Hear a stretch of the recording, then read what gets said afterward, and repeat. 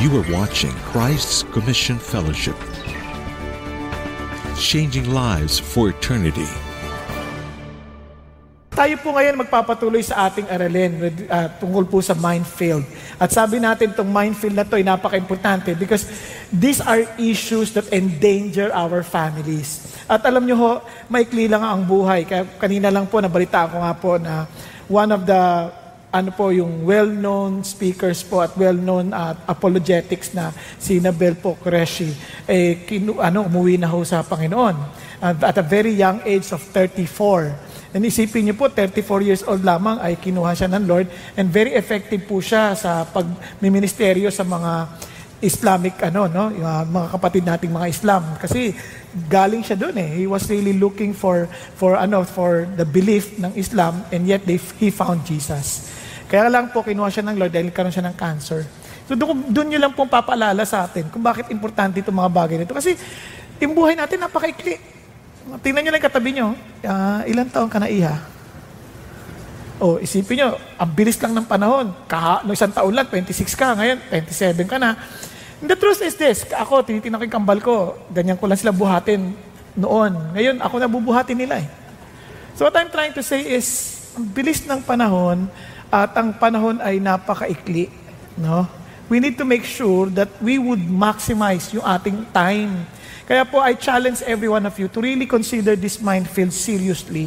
Tingnan niyo po, for example, sa ikli lang ng panahon na meron tayo, mali pa yung relationship na mapapasok natin. Di ba? Kaya we need to help our children not to waste their time with wrong relationships. Kaya nga we encourage the young people, don't enter into any relationships na hindi pa kayo, ang babata pa ninyo, sayang. Instead of really seeking God's will, seeking the right relationships at ma-enjoy nyo yung buhay nyo, ingatan nyo yan, bagay na yan. Okay?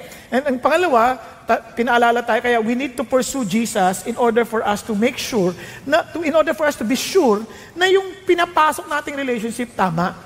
And again, another challenge is this, yung choices. Pinaalalahan sa atin natin long time ago ni Pastor Peter that every choice we make has a consequence. At ang problema, we cannot choose the consequences of our choices. Kaya we need to better, as in really take that seriously na. Pag namili tayo, yung swerto.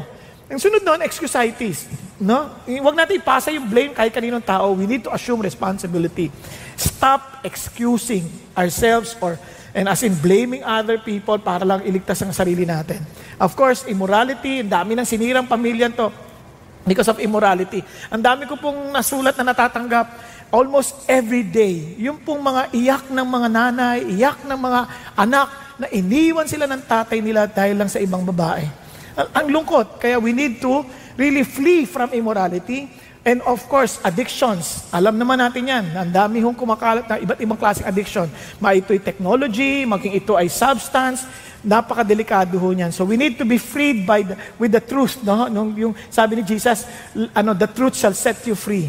Again, immediatitis, yung mga nagmamadali na agad-agad gusto nila makamtan yung gusto nila without developing their character. Obviously, it will destroy them eventually. And yung quititis, susuko na kaagad. Yung konting pagsubok lang, resign na. Konting pagsubok, drop na sa school. Hindi, we should not quit easily. As in, meron pong virtue yung patience, may virtue po yung matuto tayong mag-antay sa paraan ng Diyos. And identitis, I praise God, kasi mula nung hindi na tayo nabubuhay sa opinion ng ibang tao, kundi ano yung panawagan sa atin ng Diyos. Okay? Our identity is in Jesus. Of course, entitleitis, hindi yung parang ako yung sentro ng mundo. Hindi. You are designed to be of service to other people. And obviously, pinag-aralan natin yung purposelessness. And last week, depression. Ngayon naman po, ating titingnan, ito pong isang bagay nito na importante din. Ito ho yung danger of pursuing wrong worldly success. Now, ilan sa inyo talagang gusto nyo maging matagumpay sa buhay? Be honest, be honest. Yung talagang gusto nyo matagumpay yung buhay ninyo, ayaw nyo masayang panahon nyo. Obviously, din nyo ang daming nagtaas ng kamay. No? Siyempre, iba nagtatanong pa, kaya hindi sila makapagtaas, ano bang ibig mong sabihin? And alam nyo, totoo yun eh, kasi sa maraming tao, when they think of success, ang umapasok agad sa atin, either sikat ka, yan, successful yan, sikat ka eh. Isipin mo, lahat ng tao, hinahanap ka, wow, tagumpay. Ang problema, yung kasikatan, hindi naman ho totoong successful ka. Kung sikat ka nga, pero sa loob mo naman, parang takot na takot ka ka, parang hindi mo matanggap, pati itsura mo, hindi mo matanggap yung pagkatao mo. Dahil pag nag-isa ka, lumalabas na yung katotohanan kung sino ka. Nakuha ninyo? Kaya marami nagpapakamatay kahit sikat sila. Yung iba naman, isip nila, maraming pera. Diba? Fame, funds, yan, maraming pera. Pag maraming pera, successful yan. Ulitin nga, hindi naman lahat ng tao may pera, matagumpay eh. Hindi, iba nga, pagkatapos ng maraming pera, hindi nila alam kung anong gagawin nila sa pera. Kasi bili silang bili kahit ano para just to thinking that they would be happy by having new gadgets, ganyan. Pero at the end of the day, wala rin. Hindi rin yun ang sagot. Kaya iba isip na, mukha naman, face. Yung parang palit ng mukha. Kala niya nagbibiro ako, ang daming taong ganyan. Nalala ko, meron sa pong ali, namatay siya. Sabi ng Lord, ba't nandito ka? Hindi mo pa panahon, umuwi ka. Bumalik ka sa lupa, hindi mo pa panahon. So nabuhay siya ulit. Siguro nakomatos lang siya doon sa pangyayari. So binalik siya. Since nabuhay siya ulit, sabi niya, wow, mahaba pa pala ang buhay ko. Naku, nagpaayos na. Pinaayos yung ilong, pinaayos yung kilay, lahat, pinapayat. Kahit na 5 na anak niya, naging extra small na siya. Pinapayat siya ng gusto, di ba? Talagang iba na itsura niya. Tontuwa siya. Yung problema, after ng lahat ng surgery, paglabas niya, magaling na siya, paglabas niya, nasagasaan siya. Patay! Pagdating sa langit, Lord, akala ko ba matagal pa buhay ko? Sino ka nga? Hindi siya nakilala. Kawawa naman kasi nagpalit mukha na eh. Now, listen to this. Napansin niyo ba yan, kahit na anong pagpapaayos mo ng itsura mo, kung yung problema ay sa loob, it will never, ever change what you are feeling inside. Kaya kanina nga nagbibiroan kami mag-asawa, sabi ko sa kanya, sweetheart, ang laki na ng tiyan mo. Totoo naman, lumaki na talaga. Sabi ko, alam mo, mahirap naman kung lahat na ng kagandahan nasa iyo. Huwag mo na kayo mag-isip, di pa naman tapos yung kwento eh. Siyempre, tawa siya. Hindi naman, kasi ang totoo niyan, sabi ko sa kanya, di bali ng sira ang labas, basta buo ang loob. Pagkasabi sa katabi mo, buo ba loob mo? Yung iba malungkot, ayos yung labas, pero sirang-sira ang loob. Totoo yan. They could not even accept who they are. Kaya ito yung challenge ng Diyos. Friends, there is nothing wrong to be famous. There's nothing wrong to be wealthy. There's nothing wrong to have a good look. Wala pa problema ron eh. Ang problema ho, kapag yung end natin, yun na. Meron po kasing tinatawag na mas yung pong kalooban ng Diyos na sinasabi. Kaya tinan yung sabi ng Bible, do not love the world or the things in the world. If anyone loves the world, the love of the Father is in him. Ano ibig sabihin ng love of the world? Di ba? Sige, for God so loved the world. So ano ibig sabihin naman ito? Bakit ganun? Listen to this. For all that is in the world, now listen to this. The lust of the flesh, yung translation na mas gamit yan, lust of the flesh, the lust of the eyes, and the pride in possessions is not from the Father, but is from the world. Sa madaling salita, yung success mo, itong yaman na to, bigla mong inaangkin. Bigla mong iniisip, akin to, kaya you have pride. Then you use it for your lust. You use it for your personal agenda. Kasi hindi yun ang punto ng Diyos. Kasi sabi niya, if that is the case, then the love of the Father is not in you. Because if you have the love of the Father, ito ang heart mo. Kasi sabi niya, but whoever does the will of God abides forever. In other words, itong blessing na ito, itong success na ito, yung fame, itong wealth, kung yan ay para sa kalooban ng Diyos, yun ang magtatagal. Gamitin mo yung katanyagan mo para sa Diyos. Gamitin mo yung yaman mo para sa Diyos. Gamitin mo yung mukha mo para sa Diyos. Sa lahat ng bagay. I knew that kasi minsan meron po akong pinastoran sa gawin ng Valenzuela. And yung church na yon, sobrang problematic yon. Sobrang daming problema. So it was already about 44 years old when I took over. Bigla ho nilang nilagay na ganyan. Under new pastorate. Buong saking. Hiyang-hiyang. Sabi ko, tanggalin niyo yan. Hindi tama yan. So sabi na, nung nagpe-pray na ako, sabi ng Lord, hindi, ilagay mo. Bakit po hindi naman po tungkol sa akin to, di ba? Gamitin mo yung pangalan mo para sa pangalan ko. So hindi masama maging kilala. Kung gagamitin mo sa kalooban ng Diyos. Naintindihan po natin. Kaya sabi mo sa tabi mo, hindi masama maging sikat ka. para sa Panginoon. Hindi masamang yumaman ka para sa Panginoon Diyos. Naintindihan niyo po? Paano mo lalaman na hindi na sa Panginoon yon? Ito ang challenge. Kasi kapag sinira mo ang iyong integridad, for the sake of fame, for the sake of wealth, hindi na ito sa Panginoon Diyos. Nakuha ninyo? Pag sinira mo yung pamilya mo, for the sake of this, patulad dito, marami nagpunta sa ibang bansa, nagtrabaho, iniwan ang pamilya rito. Sinira nila, iniwan lang mga anak nila. For the sake of what? Comfort? Wow, ang lungkot nun. Katulad dito, kanina ni Harold Sela, tuntua nga ako. Merong kasama niya, nakisakay siya. Siyempre, iniikot siya, no? Iniikot siya. Alam niyo sa Pilipinas, napaka-hospitable ng mga Pilipino. So, inikot siya. Nahuli ng pulis yung nagdadrive.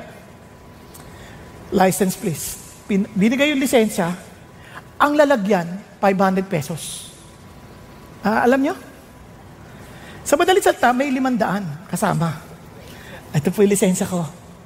May 500. Ano ibig sabihin nun?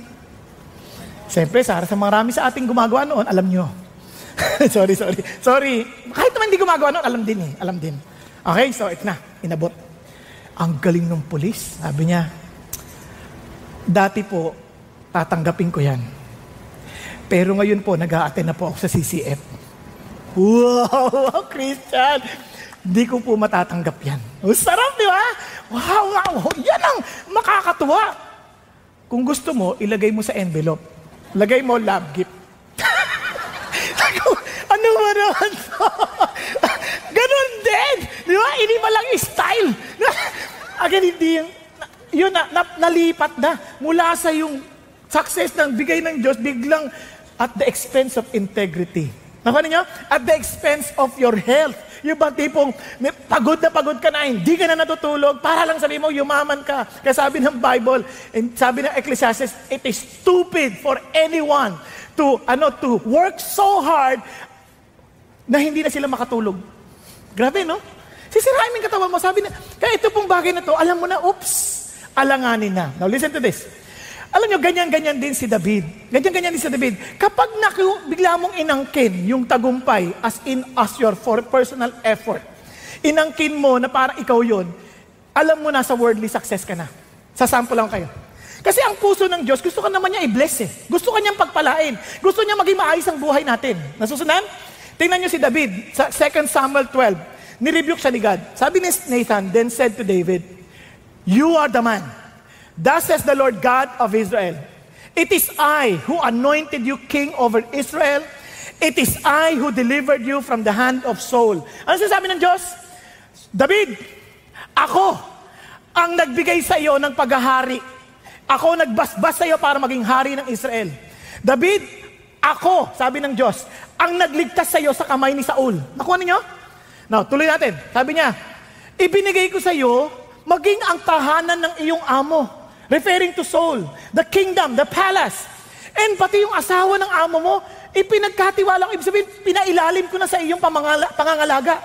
Sa madalit salita, ikaw ang naghari niya, ako nagbigay sa iyo niyan. At ang sabi niya, and sabi ganon, and I gave you the house of Israel and Judah. And if that had been too little, I would have added to you many more things like this. Kung kulang pa yan, David, dadagdag ko pa sa iyo, ano pa? Nakuha ninyo? Ano bang ginawa ni David? Eto, ang ginawa ni David. Nung matagumpay na si David, siya na ang hari. Alam nyo, hindi na siya pumunta sa dapat niyang puntahan. Itong ginawa niya. Then it happened in the spring, chapter 11. At the time when kings go out to battle. Ibig sabihin, as a king, dapat sa mga oras na to, nandun ka, nakikidigma ka. Dapat sa mga oras na to, part of your responsibility is to fight for the kingdom that I entrusted to you. If you honestly believe that this kingdom is entrusted to you by God, you're supposed to be doing your responsibility. Tama? Anong ginawa niya? Hari naman na ako eh. I can decide on what I want. Gusto ko magpahinga ngayon? O Joab, kayo na makipagdigma. Yun sinabi niya eh. So he sent Joab and his servants with him and all Israel, and they destroyed the sons of Ammon and besieged Rabbah, but David stayed at Jerusalem. Okay, nagtagumpay sila. But David was not part of it. He just sent his army. Ano sinasabi natin? Parang ganito yan. Bakit? Pera ko naman to ah. I can do whatever I want with this money. Bakit? Ako naman nagpakahirap na dito ah. Ako naman nagtrabaho nito.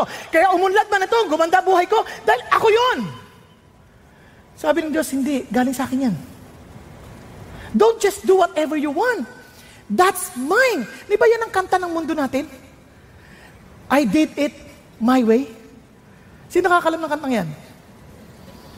Siyempre, mga bata tulad namin, hindi namin alam. Na-research ko lang ito eh. Tingnan niyo po ang sabi niya.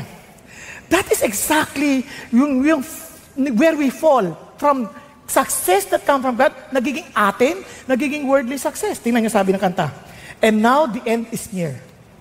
And so I face the final curtain. Now listen to this. My friend, I'll say it clear. I'll state my case of which I'm certain. I've lived a life that's full. Punong-puno, sabi niya. I traveled each and every highway. And more than this, I did it my way. Ang lupit, ang tapang. Kasi sabi niya, kung lahat ng mga, ako lahat yan. Now, tingnan niyo, sabi niya, regrets, I've had a few. But then again, too few to mention. Ba, yabang, no? Parang sinungaling. Wala daw siyang pinagsisisihan kung meron man, konti lang. Bakit? I did what I had to do and saw it through without exemption. I planned each chartered course and careful step along the byway. And much more than this, I did it my way. Now, paano niyo ginawa? Yes, there were times, I'm sure you knew. Sabi niya, when I bit off more than I could chew. But through it all, when there was doubt, I ate it up and spit it out. Ganun lang kasimple. Pag kukunin ko, pag di ko type, ilulura ko lang. Iluluwa ko lang. Idudura ko lang. Nakuha ninyo? Ganun siya, sabi niya. I faced it all and stood tall and did it my way. I've loved, laughed and cried. I had my fill, my share of losing. And now, as tears subside, I find it also amusing to think I did all that and may say, not in a shy way, oh no, not me. I did it my way. Pag ganyan ang utak natin, when it comes to all the success that we have, gagawin natin, hindi na tayo susunod sa kalooban ng Diyos. Napansin niyo po? Kaya minsan, alam niyo, hindi tayo maingat sa ganyan, tayo mga magulang. Minsan sabihin sa anak, mag-aral ka mabuti, ha? Tandaan mo, kaya tayo yumaman. Dahil nagtiyaga ako, nagtrabaho ko ng mabuti. Wala na ang Diyos. Wala na idea na anak, binless ako ng Diyos. Kasi I followed Him, I trusted Him. So I followed His ways. But if you don't trust God, you will not follow His ways. And God blessed us. Because God is faithful to His words and promises. Diba? Minsan sasabihin natin, anak ha, huwag kang tatamad-tamad ha. Gumising ka ng maaga ha. Dahil ang Diyos magpapala sa'yo kung magising ka ng maaga. Nakalimutan natin, teka muna, si God ang lahat eh. Kaya nga po, ang kabaliktaran ho niyan, alam niyo anong kanta? One step at a time. Narinig niyo na yun? When something seems too hard to handle, too big to conquer, para maintindihan niyo yung kanta ganito, ha? Wag na nga! Hindi, kasi gusto ko maalala niyo para pag narinig niyo, kakantahin niyo lagi. Di ba? When something seems too hard to handle, too big to conquer, too far away to touch. When all your dreams begin to shatter, and deep inside you, you're hurting oh so much. That's when it's time to say, I'm climbing my mountain step by step. I'm climbing my mountain day by day. I'm climbing my mountain all the way. I'm climbing my mountain. I'm gonna make it one step at a time. Sorry, pinabibilis ko na kasi wala akong oras. One step at a time. One step at a time. When Jesus by my side. One step at a time. One step at a time. I'm climbing my mountain. One step at a time. So sabi niya, ito yung success na sinasabi ko. Yung lakad ka, one step, with Jesus. Anak, tsaga lang anak. Hindi mo kailangan magmadali, huwag ka mangopi anak. Yung iba nagpe-pray, Panginoon, tulungan mo ako. Tapos biglang nakabukas yung papel ng kabila. Hallelujah. Thank you for your provision. Ano ka ba? Hindi sa ganong expense. Di ba? You trust God one step at a time. Lord, kung mali ako nung bumagsak ako, di bale, bawi ako bukas, aral ulit ako by your grace. I will try my best. Nakuha ninyo? Yun yung challenge ni God. Kaya sinasabi ng Panginoon Diyos, gano'n nangyari kay David eh. Akin naman to eh. Tinan yung ginawa niya. Tinan yung nangyari sa munod. Sabi niya, now when evening came, natulog maghapon. Habang nakikitigma yung mga tao niya, siya tulog. Arose from his bed and walked around on the roof of the king's house, and from the roof he saw a woman bathing. Ooh. And the woman was very beautiful in appearance. Ano napansin niyo? Now that I'm a king, I can do whatever I want. Sino yung babaeng yan? Patawag mo. May asawa na yun eh. So, I'm the king. Ako may karapatan lahat. So, ginamit niya. Nabuntis ngayon si Bathsheba. Nung nabuntis, anong ginawa niya sumunod? Pinapatay niya si Uriah. Kaya balik tayo sa kwento. Ito sabi ng Lord, nung sinasummarize siya na. Sabi niya, why have you despised the word of the Lord by doing evil in His sight? You have struck down Uriah the Hittite with a sword, have taken his wife to be your wife, and have killed him with the sword of the sons of Ammon. Wow, pinagplanuhan mo para paano siya mapapatay. Ano sinasabi ni God? David, bakit? You despised my word. You never respected my instruction. You never attributed the success you have with my grace. Lahat yun parang inangkin mong akin ito. Kaya maraming lalaki, hindi kayo, nang bababae sila kasi isip nila, bakit? Pera ko naman to ah. Kaya binigyan ko siya ng bulaklak. Pakialam mo, pera ko naman to ah. Sabi ng asawa, paano naman kami? Pakialam mo, ako nagtatrabaho ah. Nakalimutan mo, galing kay God yun. Hindi mo pera yun. Ulitin ko, hindi kayo. Wala rito. Mamaya sa after this service. Nakalimutan nila. Bakit? Punta ako dito sa Lexus. Punta ako dito sa Pegasus. Nakalimutan si Jesus. Bakit? Pera ko to eh. This is my life. This is my body. I can do whatever I want. That's worldly success. We have forgotten that our body is not for us. It is for the Lord. Nagkakaintindihan? Kahit ano pang ganda ng lalaki ka, gawin mo yung gusto mo, parang ligaw ka naman ligaw, that face is not for you. That's for God. Kaya nga, at the end of the day, hindi ka panalo, talo ka. Kaya ganun ang warning ni James. Tingnan mo sabi ni James, come thou, you who say today or tomorrow, we will go to such and such a city and spend a year there and engage in business and make a profit. Parang siya may control ng lahat. Isang araw na punta ako rito, punta kami rito. You see, magdinegosyo kami rito. Parang siya na lahat. Ano sabi ng Lord? Yet you do not know what your life will be like tomorrow. You are just a vapor that appears for a little while and then vanishes away. Mamamatay ka eh. Kaya sabi niya, instead, you ought to say, if the Lord wills, we will live and also do this or that. But as it is, you boast in your arrogance. All such boasting is evil. Dapat na in-acknowledge mo, na tika muna, yung buhay ko, si Lord to eh. Kung saan niya ako gusto papuntahin. If He wants me to go to this place, I will go. If He wants me to do this business, I will do. Yun ang sinasabi niya. In other words, you are not trying to tell the world, it is about what I can do. Hindi yun. Pagyayabang yun. Sabi ng Diyos. Pero hindi ko, ito binabalansi ko lang. Kasi binalansi rin ni James eh. Hindi naman ibig sabihin, lahat na lang, tatanong mo, Lord, will mo ba ito? I need a confirmation. Kaya tinan nyo karusanod ng palata. Therefore, to one who knows the right thing to do and does not do it, to him it is sin. Pag alam mo na yung dapat mong gawin, tapos nagtatanong ka pa, kasalanan na yun pag di pa ginawa. Parang ano yun, nasobrahan naman. Lord, tatawid na ba ako? Asa palagay mo, anak? Wala pa sasakyan? Ngayon nakarinig ka, tawid ka na, may truck. Kasalanan na yun? Ang tawag doon, anong kasalanan doon? Yun. Hindi pag-iisip. Di ba, Lord, papasok ba ako sa school? Tatanungin mo ba yan? Nag-enroll ka na eh. Pumasok ka, wag mo nang tanungin. Hindi ba uulan? Ano? Yun yung sinasabi ng Diyos, yun yung balance noon, na parang hindi niya sinabi na lahat na lang, oh Lord, will mo, kailangan ko ng palatandaan na will mo ito. Pag alam mo na, gawin mo na, as long as you're doing it for God. You are not claiming that it is your effort. It is God's. Kaya nga maging sa Christian life, from the success God has given us because Jesus died for us, ang tendency natin, we claim also the Christian life to be ours. Parang sinasabi natin, teka muna, kaya ako ginanto ng Lord kasi mabait ako eh. Kaya nga marami sa atin na frustrate sa Christian life natin. Alam niyo bakit? We are trying our best with our own effort to change, to become better, not with the effort of God. That is the very same confession Bill Bright made. Tingnan niyo sabi ni Bill Bright.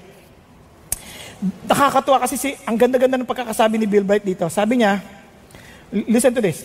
So now, sabi niya, as a young man in college and later in business, I was full of self-sufficiency. Kasi itong success na to, he was claiming it to be his. And sabi niya, I believe that a man could do just about anything he wanted to do through his own effort.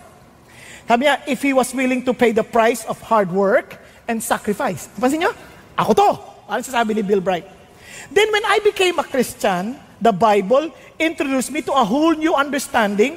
I began to see that a man could really do nothing in his own effort, but must depend on God for everything, especially living the Christian life. Now listen. In my desire, I had gone from total self-sufficiency to total Christ sufficiency. Yun ang sabi niya. But even with this new attitude, ayan na, I still tried on occasion to do it myself. But now I was being spiritual. I resorted to all kinds of self-imposed disciplines, such as long days of fasting and prayer and begging God for His power. However, the more I tried to live a victorious life, look at the words, the more I tried to live a victorious life, lalo kong tinatry, lalo kong sinusubok na gawing magdagumpay ako, sabi niya. Now listen, sabi niya, the more defeated and frustrated I became.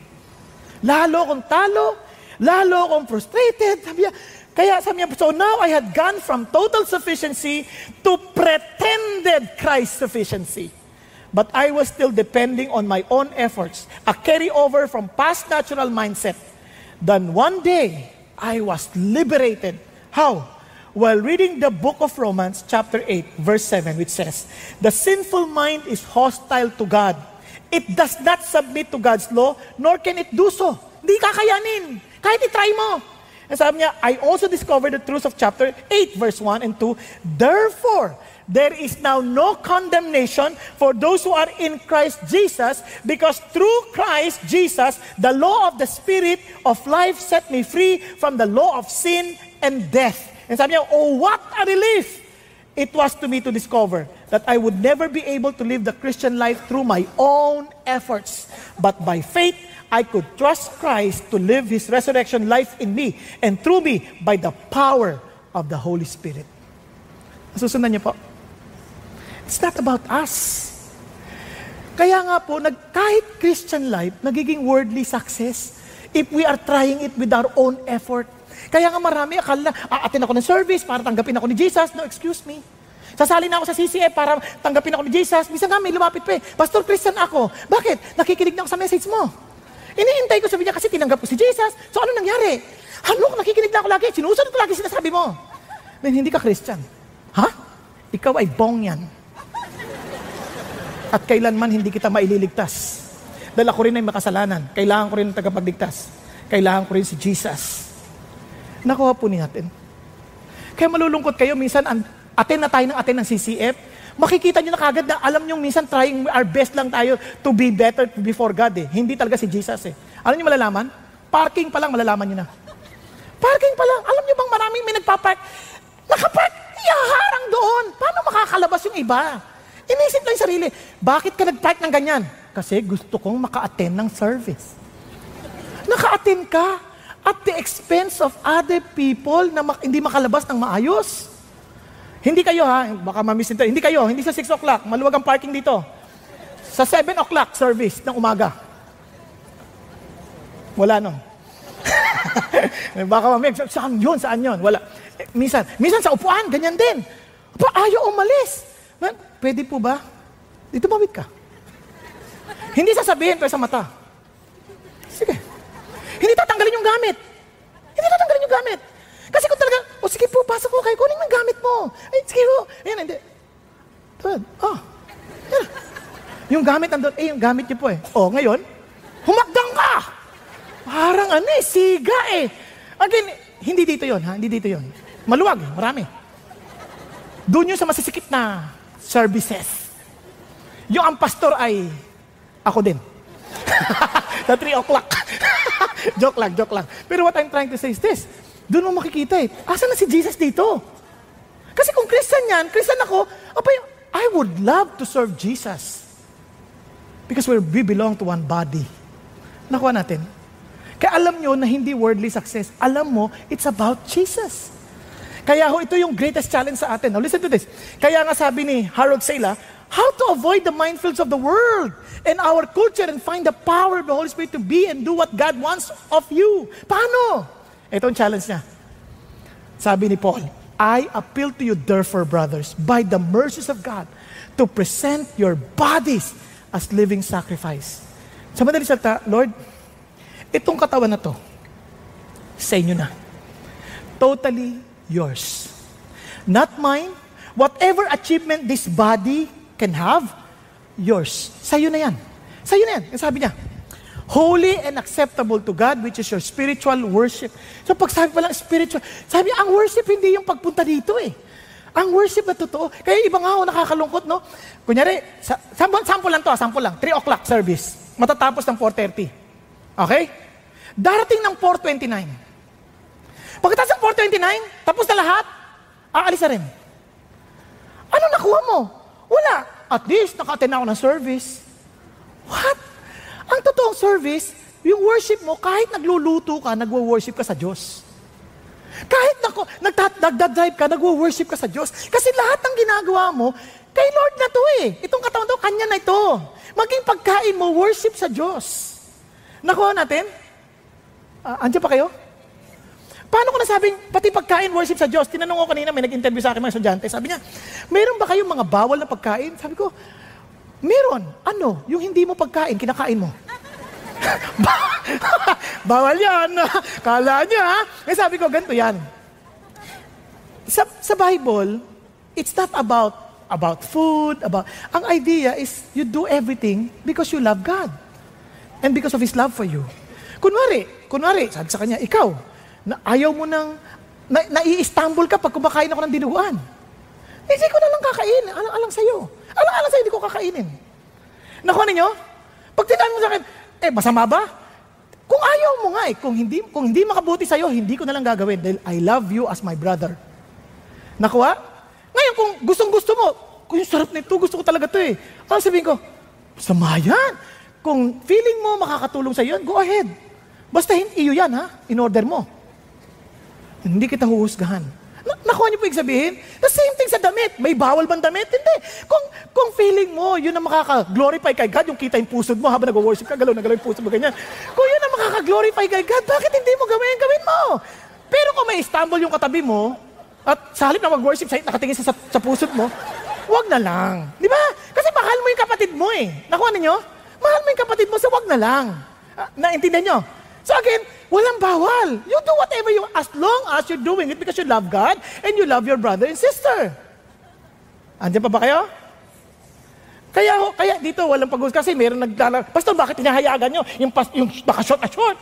Ako naman, mapag-usga ka Ulitin ko. Umuulan ng mga panahon na yon. Malay mo na basa, umurong lang. Huwag mong husgahan. Di ba? Pero kung nai-stumble ka, ba't hindi ka magsabi? Sabi mo sa kanya, sis, na-stumble ako Ay, hindi na ako maka-worship dahil katitingin sa hita mo. Sa kanya sabihin, ganun ba? Sige, bilan mo ako palda. Di ba? Ikaw na gumawa ng paraan. What I'm saying is this. The idea is we do everything because we believe this is my act of worship before God. My body belongs to Jesus. I want to serve Him. Yun yung sinasabi niya. Kaya nga sabi niya, you want to understand kung ano yung will ng Diyos, do not be conformed to the standard of this world, but be transformed by the renewal of your mind. Kasi hindi yan yung, ito sabi ng mundo, ito sabi ng mundo, wala nang gayahan. It's now about what God is telling us. Gusto niyo malaman kung will ng Diyos, at talagang perfect yung will ng Diyos? You do everything for Him. Then you will see. Kaya nga po, ito yung challenge. Doon nyo bigyan nyo madidiscern, totoo nga will ng Diyos to. Talagang good, acceptable, and perfect. Now, paano yan sa totoong buhay? Paul gave us a very good example. Because he doesn't want to waste our time by pursuing worldly success, but to pursue God's will. How? Ito sabi ng Bible, therefore, be careful how you walk, not as unwise men, but as wise. If you are truly wise, sabi niya, make the most of your time, because the days are evil. So then do not be foolish, but understand what the will of the Lord is. Huwag kang mangmang. Huwag mong sayangin ang oras mo by pursuing things that it will not last forever. Sabi niya, be wise enough to do the will of God which will last for eternity. Huwag mong sayangin kasi ang ikli lang ng buhay natin eh. Sayang naman. Lahat na ng effort mo, binuhos mo sa isang bagay na mawawalaling pala. Di ba? Yun ang sinasabi ng Diyos daw. Paano yan? Ang galing, binigyan na naman tayo ng blessing. Ang sabi niya, do not be drunk with wine, wherein excess. Sa ibang translation, that leads to dissipation. Meaning, it leads to wastedness. It leads to nothingness. Sabi niya, wag. Sabi niya, kaya wag na yun. Wag yun ang habulin mo. But be filled with the Spirit. Be filled with the Spirit. So in other words, the mind filled of worldly success can be diffused by being filled with the Holy Spirit. Ito ang susi. Pakisabi sa katabi mo, be filled with the Holy Spirit. Be filled with the Holy Spirit. Now listen to this. Para hindi nyo makalimutan. If you want your life, a fulfilled life, be Spirit-filled, that your life may be fulfilled. Now listen. Be Spirit-filled, that your life may be fulfilled. Para walang sayang na oras. Allow yourself to live a life Spirit-filled. Yan ang sinasabi ng Diyos. Now, paano yan? Para hindi natin, alam niyo bang isa sa number one blessing ng Diyos sa atin? When Jesus Christ died on the cross, tandaan niyo, during the Old Testament, only the prophets, only the priests, only the kings are anointed by the Spirit of God. The rest, wala silang ganung opportunity. But when Jesus Christ died on the cross, this is the gift He gave us. He gave us the gift of the Holy Spirit. Kasi nilinis siya tayo. So our body becomes the temple of the Holy Spirit. Hindi kasi pwedeng manahan ng Holy Spirit sa atin because we're sinners. Naintindihan nyo? Unless God cleanses you and choose you to be in His service, hindi kanya bibigyan ng Holy Spirit. Kaya nga yung mga hari noon, pinili sila ng Diyos, they were filled with the Holy Spirit. Pero in our case, generally speaking, wala silang ganong privilege. Anong sabi ng Lord? But because of Jesus, everyone of those who believe, everyone who believes in Jesus, may privilege to be filled with the Holy Spirit. Kaya itong sabi ng Bible, Christ has redeemed us from the curse of the law that we might receive the promise of the Spirit through faith. Pangako ito ng Diyos. Kaya sabi nga ng Bible, John truly baptized with water, but ye shall be baptized with the Holy Spirit not many days hence. Noon, you are just being filled. Pag sinabing filled at baptized, it was being used, no? In those words, were being used interchangeably. Pinagpapalit-palit. Pag sinabi mong baptized, you are immersed. Lubog. Naintindihan? From the word baptizo, nakalubog. So pag nakalubog ka, nag-uumapaw ang Holy Spirit sa'yo. Naintindihan? Nag-uumapaw. So pag nag-uumapaw yan, hindi ka na makikita halos. Yung Holy Spirit na makikita. Naintindihan natin? So yun ang idea niya. So you will be baptized with the Holy Spirit. Now, so anong sinasabi sa atin ng Lord? You want to have a fulfilled life? Be Spirit-filled, that your life may be fulfilled. Now listen, paano? Remember the word, awe. Sabi mo, awe. Have the sense of awe. Sabi mo ulit, awe. Okay. Ano yung awe? First, learn to ask. Learn to walk. And learn to enjoy the Holy Spirit. Okay? Ulitin natin. Ask, walk, and enjoy. Tingnan niyo ang sabi ng Bible. Sabi niya, asked. Sabi niya, be filled with the Spirit. So it was a command, tama? How can you do that? Kinumand niya eh. So how? Buti na lang, tinuro na ni Jesus. Ito sabi ni Jesus. So I say to you, ask, and it will be given to you. Seek, and you will find. Knock, and it will be open to you. So sabi niya, pag humingi ka, bibigyan ka niya, tama? So nagbigay siya ng example. Ito sabi niya, talo na tayo sa verse 12. For if he is asked for an egg, he will not give him a scorpion, will he? Pag humingi yung anak sa tatay ng itlog, bibigyan mo siya ng scorpio? Siyempre hindi. Kaya sabi niya, kung kayo being evil, tayong mga tagalupa, being evil, know how to give good gifts to your children, look at the words, how much more will your heavenly Father give the Holy Spirit to those who ask Him? Bakit ganun? Ang pinag-uusapan ay itlog.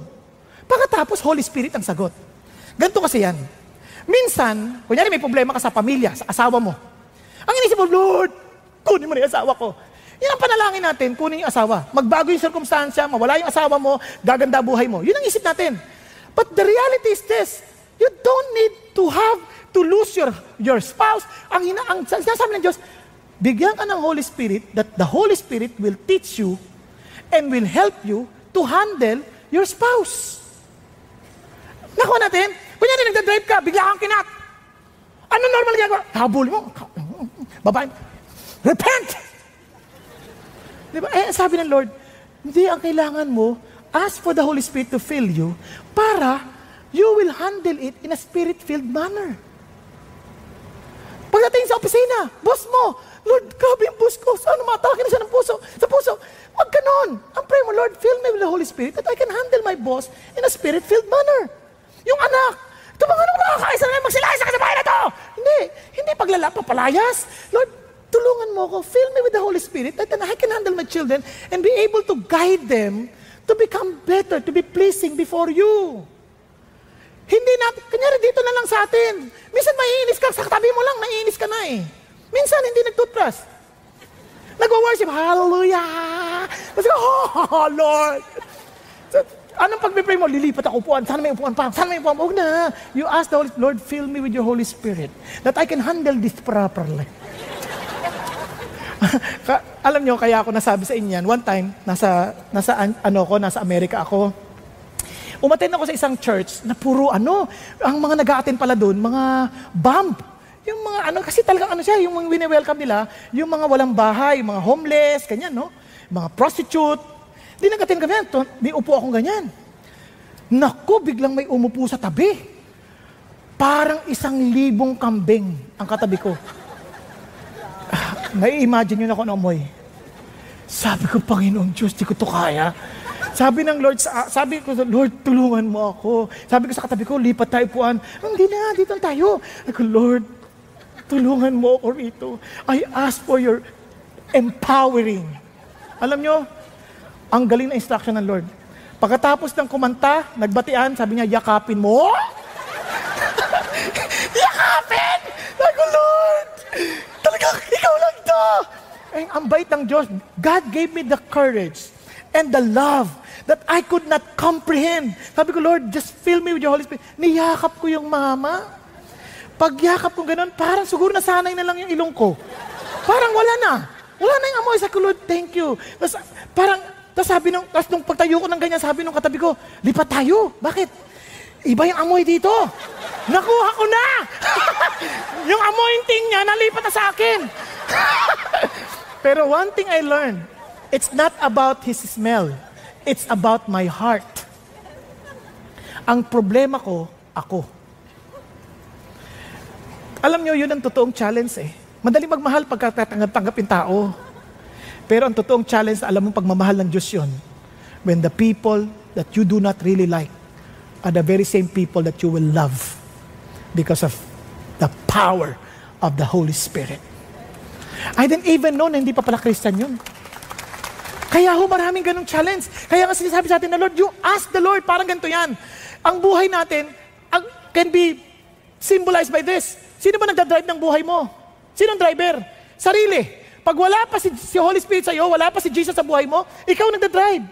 But the moment you receive Jesus into your life, the Holy Spirit becomes the driver and you're just a passenger. Hindi mo pwedeng alisin sarili mo. Andiyan ka pa rin. Pero minsan, Christian na tayo, pero tayo pa rin nagdadrive at ang Holy Spirit, passenger lamang. Kaya nga, sabi ng tawag dyan, carnal Christian, kasabi ni Paul. Sabing ganon, Abaya, I could not speak to you as to spiritual men, but as men of flesh, as carnal, as two infants in Christ. I gave you milk to drink, not solid food, but if you are not yet able to receive it, indeed, even now you are not yet able, for you are still fleshly. You are still carnal. Selfish ka pa rin. Ganyan. Kaya alam nyo kaagad that the Holy Spirit is not in control. Tayo nagiging nagko-control kasi puro sariling ating iniisip. Ang challenge ng Diyos, you want your life to be fulfilled? Be filled with the Holy Spirit. You ask God. You pray to God. You ask, Lord, fill me with your Holy Spirit. Kaya nga si Harold Sailad gave a very good steps. Sabi niya, first, you recognize your need to be filled with the Spirit. Minsan di natin nakikita kailangan natin eh. Isip natin, kaya ko yan, kaya ko yan. No, we need God's grace. We need His Holy Spirit to fill us. Kasi hindi natin kaya. Mainit ang ulo natin. Napansin niyo ba yun? Konting kibot, nagagalit tayo. Pag mga panahon na gano'n, bigla kang mag-pause sandali. Teka muna. Lord, di ko to kaya, fill me with your Holy Spirit. Ask you, empower me, God. And then you confess any known sin in your life. Anything that hinders you to experience the power of the Holy Spirit, i-confess mo sa Panginoon Diyos. Then anong gagawin mo? Then you give yourself in complete and absolute dedication to God. Here's my life. This is totally yours. I dedicate this life to you. Then you ask the Lord to fill you. Then accept filling of the Spirit by faith with thanksgiving and begin walking in obedience to the Lord. By faith, Lord.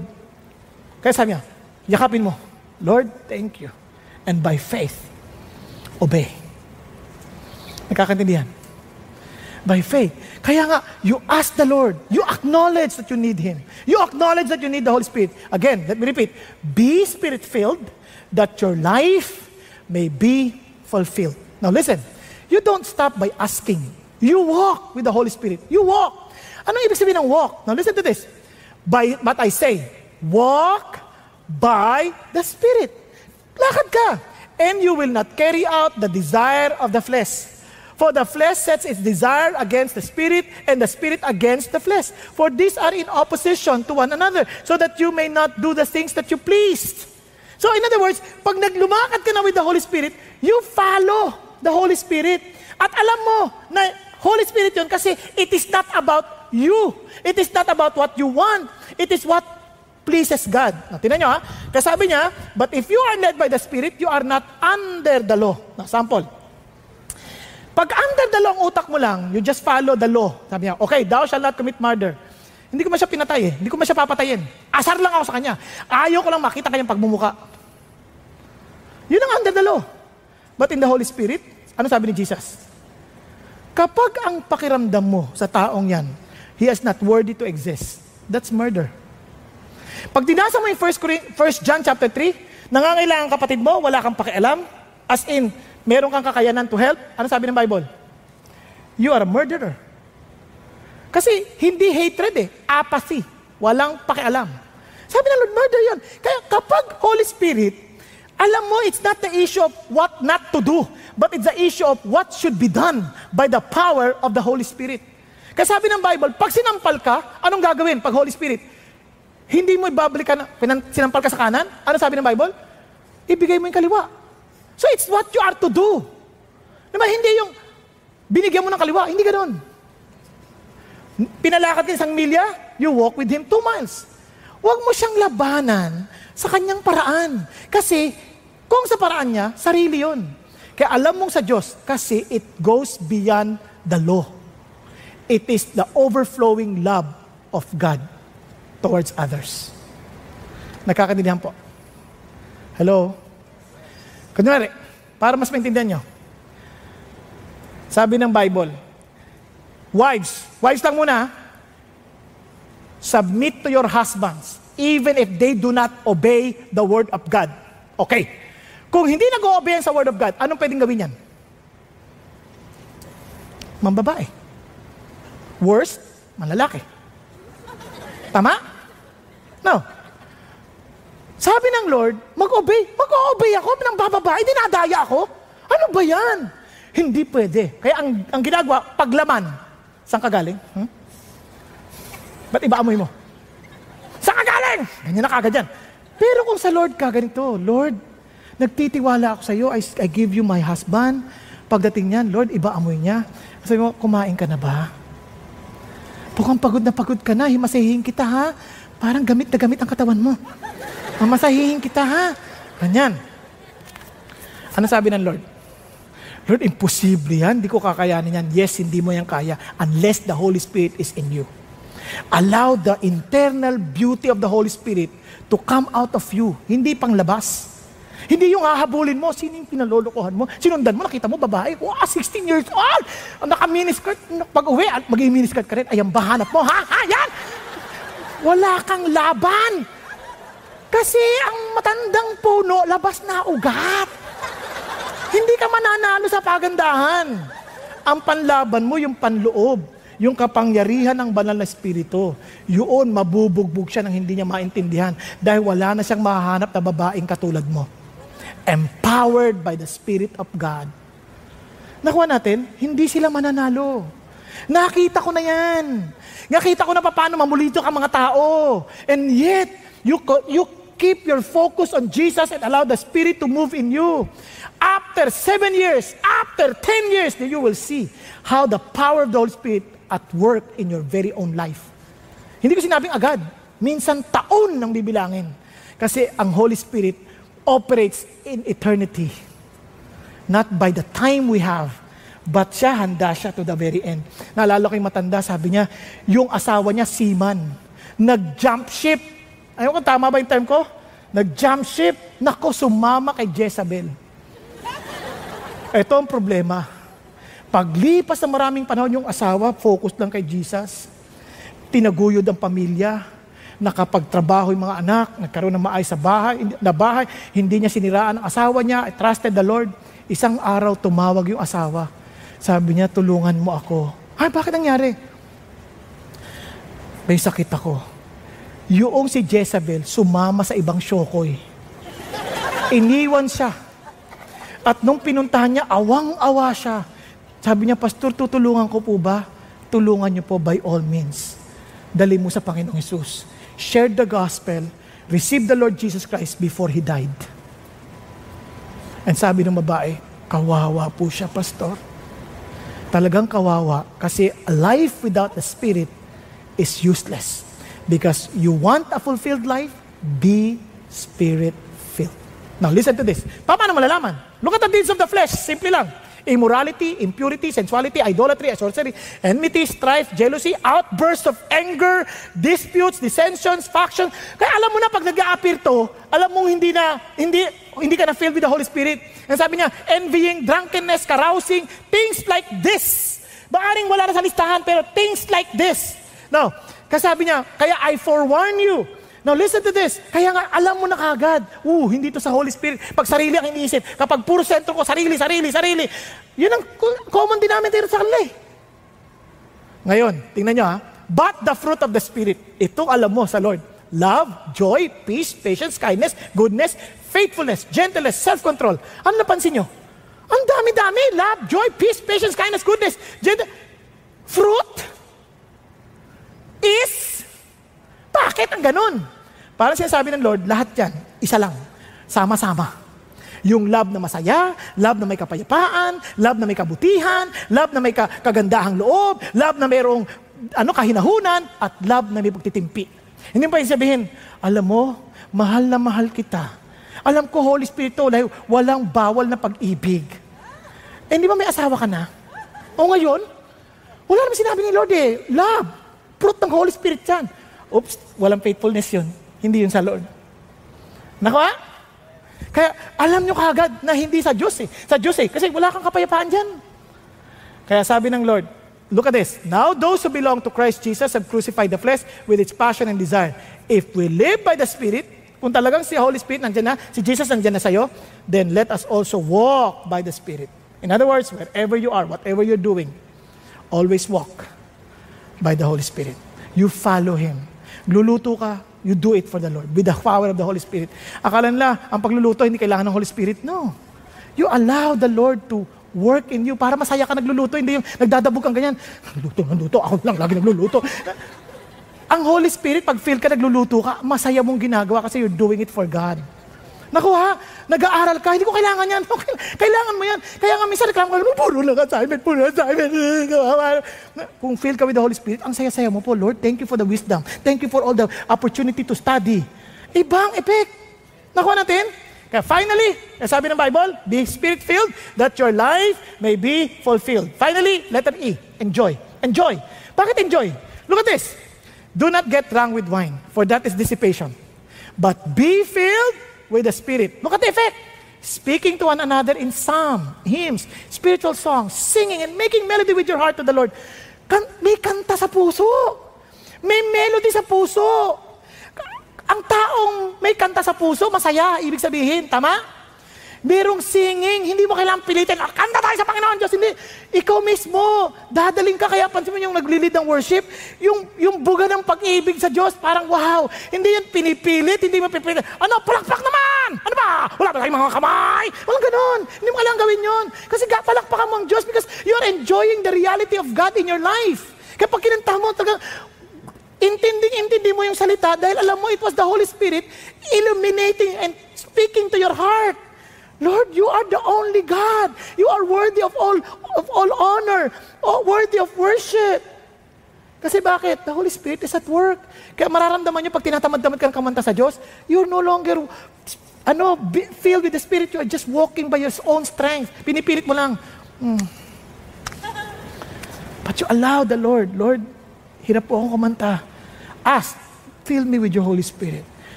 Pagkanta mo sa Diyos, allow Him to empower you. Nakawa ninyo, enjoy God. Now look at this. Hindi na, for the kingdom of God is not eating and drinking, but righteousness and peace and joy in the Holy Spirit. Now, tingnan niyo po, hindi lang yan. Ito pa ang blessing mo. You enjoy. You will receive power when the Holy Spirit has come upon you. Ano pa? And they had prayed, and the place where they had gathered together was shaken, and they were all filled with the Spirit, and began to speak the word of God with boldness. Tumatapang. In other words, you are being empowered. Alam nyo, tinanggap natin yung challenge. 33, tama? Hirap, di ba? But you allow God to move. Lord, tulungan mo ako. Bibigyan ka ng boldness ng Diyos. Kanina may nag-interview sa akin. Alam nyo kung na-interview, mga estudyante, hindi sila Christian. Sabi niya, pwede po namin kayo ma-interview. Ano tungkol saan? Ano ba naniniwalaan ninyo? Anong difference ninyo sa ibang religion? Ganun ba? Hindi ko na pakakarami-ramihan pa. Nakikita niyo yung booklet na ito? Shinare ko yung booklet sa kanila, isa-isa. Sabi ko, tatanggapin si Jesus. God is giving opportunity. Bakit? Nagpipray ako sa Lord, Lord, bigyan mo na ako masishare, no? Bigyan mo ako mababahagian itong gospel na ito. Kasi nagpipreach naman ako, pero God is continually giving. Interview. Bigay ng Diyos yun, walang aksidente. Amen po? Kaya, ibig sabihin, even God Himself will give you the power. Tingnan niyo naman, you shall receive power. I am filled with the power. So they all filled with the Holy Spirit and spoke the word of God boldly. Hindi ito personalidad. Minsan hindi mahihain ako eh. It's not about you. It is about the person of Jesus in you because of the Holy Spirit. Okay pa? Nakakaintindihan? Hindi ito galing. Now, tingnan niyo sabi niya, always giving thanks and all things in the name of the Lord Jesus Christ. Even the Father be subject to one another in the fear of Christ. Ano pansin nyo? Pasalamat at mag-submit. Ano tinuturo ng Diyos? If you are enjoying the Holy Spirit, you will enjoy to trust God. Hindi madaling magpasalamat kung hindi ka nagtatrust sa Diyos. Tama? Hindi rin madaling mag-submit kung hindi ka nagtatrust sa Diyos. Paano magsasubmit sa taong ito? Puro sarili lang iniisip. But because I trust God, I will submit. Because I trust God, I will submit. Kaya idea ng Lord, you trust. Kaya ang manifestation ng trust, thanksgiving and submission. Tingnan ninyo kung bakit. Paano ka hindi magtitiwala sa Diyos? He will guide you. He will guide you. Imagine si Jesus, led by the Spirit in the wilderness and prayed. Not only guidance, ano pa? Healing. May sakit ka. Hindi ko sinasabi lahat na may sakit pagagalingin ng Diyos. What I'm saying is, He can also heal you. Look at the words. How God anointed Him with the Holy Spirit and with power, and how He went about doing good and healing all who were oppressed by the devil, for God was with Him. Kaya minsan may power. Hindi lahat ng pinag-pray ko gumaling, pero na-amaze ako sa Diyos. There was a time, nagpe-pray akong ganyan, sabi ng Lord, pag-pray mo yung babae dito na mayroong sakit sa likod, sabi niya, pinagagaling ko siya ngayon. So, Lord, I pray for that woman. Alam niyo, lumapit yung babae. Due po for operation ako bukas ng aking slip disc. Hirap siya. Ako po ba yun? Kasi I felt, relieved from the pain. Palagay ko, kasi nandito ka eh. Tama ba? Andiyan ka ba? Hindi naman sabi ko nandito babae, yung pala nandoon siya. Siguro, ikaw siguro yun. Mas alam mo, bumalik, nagpa-check sa doktor. Hindi na siya inoperahan. Ginagawa ng Diyos yun eh. Hindi ako yun. Holy Spirit yun, hindi ko nga siya kilala eh. Nakuha niya yung sabihin, meron pa nga, na-experience ko to sa isang island. Bingi! Pinag-pray ko. Pag-pray kong ganyan, Lord, ano pag-pray ko sa Kanya? Obviously, bingi eh. Pag-pray mo, makarinig. Ayun, nakakita na siya. Joke lang. Nakarinig. 2 bingi, nagsayawan dahil nakarinig na sa Panginoon. Nakarinig na. Tapos yung babae, nagmapit. Pag-pray niyo po ako, iyak siya na iyak. Sakit ka ng ulo ko eh. Sakit ng ulo ko. Lord, ano pag-pray ko sa Kanya? Ano ba ang problema sa sakit ng ulo? Pray for a 2020 vision. Lord, I pray for the 2020 vision. Biglang, umiyak sabi ko, wala na yung sakit ng ulo ko. Tapos pati, ang gwapo niyo. You're healed. Joke lang. Wala yun. Wala yung dulo. Yun lang na wala yung sakit ng ulo. So what I'm trying to say is this. May Holy Spirit eh. I'm not saying everybody will be healed. What I'm saying is, if the Holy Spirit moves, sometimes He chooses to heal. Okay? At itong amazing wisdom. Look at this. Then Moses said to the sons of Israel, see, the Lord has called by name Bezalel, the son of Uri, the son of Ur, of the tribe of Judah. Now listen. And He has filled him with the Spirit of God in wisdom, in understanding, and in the knowledge, in all craftsmanship. Pati pa naman sa paggagawa, binigyan siya ng wisdom ng Diyos. Now listen, mga estudyante, minsan di mo na alam ginagawa mo sa daming assignment. Why don't you allow yourself to be filled with the Spirit? And He will give you wisdom. He will give you understanding. He will teach you what to do. During my review, kasi hindi ako nakapag-review ng maayos kasi nagtatrabaho ako eh. Ang galing ng Diyos. He taught me how to do it. Hindi ako nagre-review lahat ng subject isang araw. I'm doing MWF, ibang subject. Iba-ibang subject, 3 subject. Tapos TTH, ibang subject. Kaibang oras. Basta tig isang oras. Iba tig isang oras. Isa't kalahating oras. And sa awa ng Diyos, I passed the board exam. Isang exam lang. Hindi repeater, isa lang. Hindi dahil matalino ako, dahil hindi man ako marunong, Diyos. Tuturuan ka niya. Nakuha natin? Hindi ko sinasabi, kasi marami sa atin, self-effort eh. Hindi matutulog, mag-aaral, pagdating exam, antok-antok. Mental block. You learn to trust God. He gives wisdom. Enjoy the power of the Spirit. Bigay yan ng Diyos sa'yo. Hindi mo alam gagawin mo sa anak mo, paano mo siya tutulungan? You pray to God, Lord, I pray to fill me with teach me how to handle my children. Diba? I don't know what to do with my husband, with my wife. Then give me, Lord, the wisdom. Fill me with the Holy Spirit. Then that Lord will teach you how to do it. Tuturuan ka niya. Tuturuan ka niya on what to study, what to do. He will teach you the steps. Why? Because that is a gift given to us by God. Hello? Andyan pa kayo? Kahit sa Bible study. Hindi ito nadadaan sa talino. Magturo, hindi. Let God move. You trust God. You pursue the success that comes from the Lord by the power of the Holy Spirit. So let me end.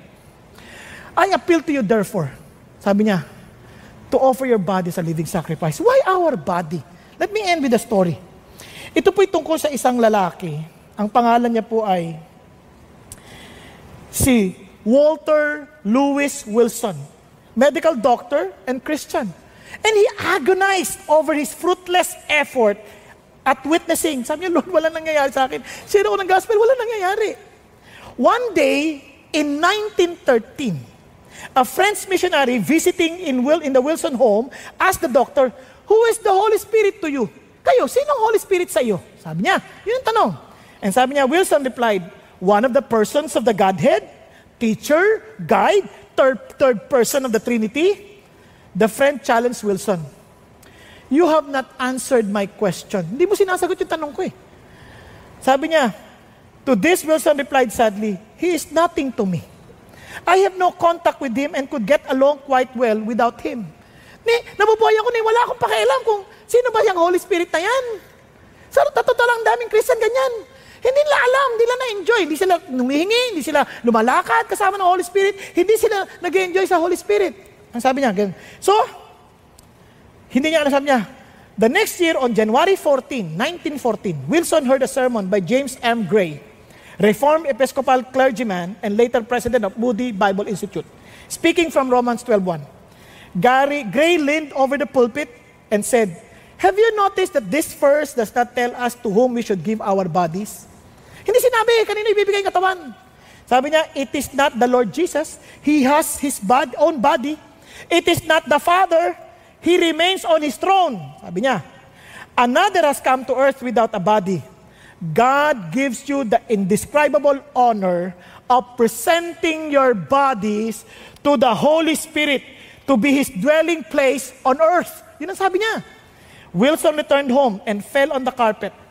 Bagsak sa carpet, sabi niya, there in the quiet of the late hour, he said, "My Lord," sabi niya, "I have treated you like a servant. Tinrato kita parang katulong. When I wanted you, I called for you. Now I give you this body, from my head to my feet. I give you my hands, my limbs, my eyes, my lips, my brain.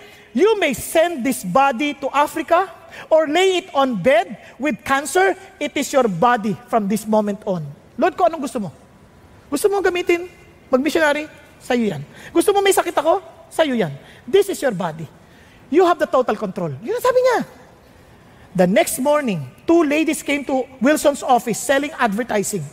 He promptly led both to Jesus Christ. And that was the beginning of a life of evangelistic fruitfulness. Wilson later founded Central Bible Church in Kansas City, Flagstaff Indian Mission, Calvary Bible College, and he wrote the best-selling romance of A Doctor's Visits. With regard to my own experience with the Holy Spirit, the transformation in my life on January 14, 1914 was much greater than the change that took place when I was saved December 21, 1896. Kaya sabi niyang writer, "Dear friends, God is good. So I beg you to offer your bodies to Him as a living sacrifice, pure and pleasing. And that is the most sensible way of worshiping the Lord." Kanino yung katawan mo? And who is the Holy Spirit to you? Yun ang tanong ng Diyos. Kaya friends, be Spirit-filled that your life may be fulfilled. Have a sense of awe. Ask, walk, and enjoy the reality of the Holy Spirit. Okay po? Tayo pong lahat ay yumuko at pumikit sandali. Thank you, Jesus. Mga kapatid, kilala mo ang sarili mo. You know the kind of life you have. And friends, the Holy Spirit is a promise to those who accepted Jesus Christ as their personal Lord and Savior.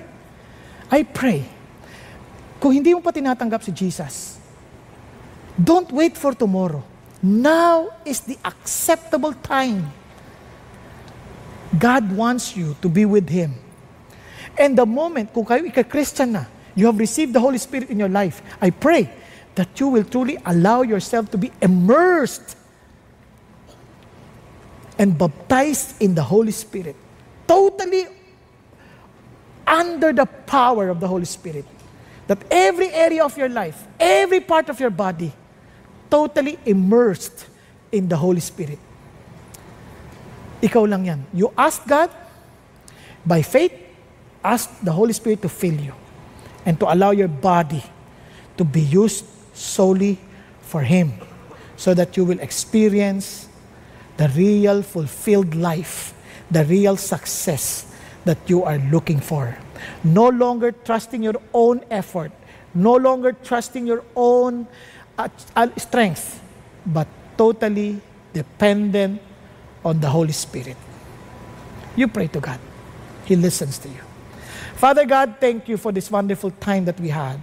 Thank you, Lord, for your presence in our midst. I pray that you will not allow anyone in this room to let the night, Father God, end, the day end, Father God, without really experiencing your power. Lord, experiencing the fullness of your Spirit in our individual lives.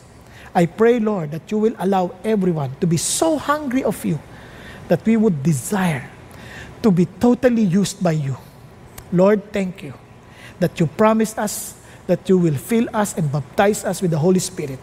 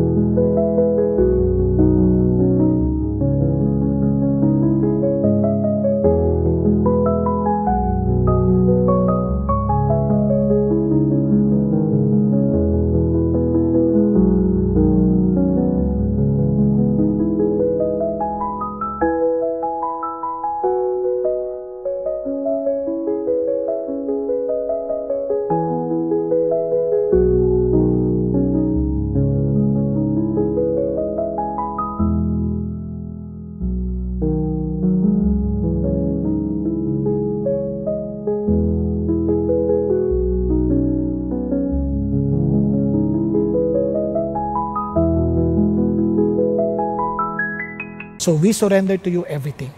In Jesus' name we pray. Amen, amen, and amen. God bless you and good night. Connect with CCF through the following websites: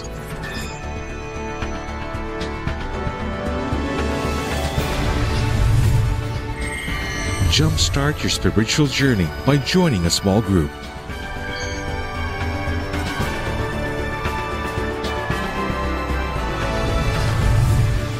We are so blessed you were able to join us today.